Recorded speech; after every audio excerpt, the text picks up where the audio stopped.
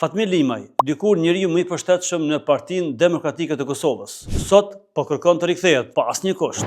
Fatmir Limaj, kryetar i nismës social-demokrate, ish nënkryetari i PDK-s, po kërkon të rikthehet në partinë e dikurshme, shtëpinë e vjetër pa asnjë kusht. Brenda kësaj partie, Fatmir Limaj u bë deputet, ministër dhe jo vetëm. Limaj ishte një nga figurat më të rëndësishme brenda PDK-s, si deputet, si ministër dhe sigurisht edhe si nënkryetar i kësaj partie. Nëse Hashim Thaçi i pa thonë. Edhe një mesazh disave që e mira i ka qu pesh, kthehen në shtëpitë vet.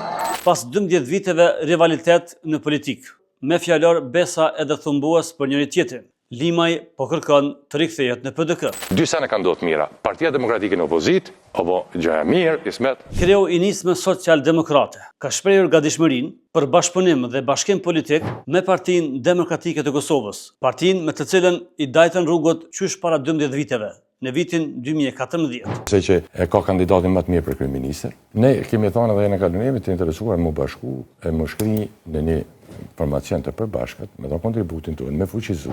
Brenda kampit të PDK-s, jo të gjithë janë kundër tij, por është një pjesë brenda partisë që nuk e dëshiron Limaj brenda kësaj partie. Limaj parashihet që së paku nga 20 deri në 30.000 vota mund t'ia sjell partisë opozitare PDK. Dikën nuk po e lën më pajtu me Limajin për shkak të inateve të vjetra, e dikush ndoshta për shkak të rivalitetit.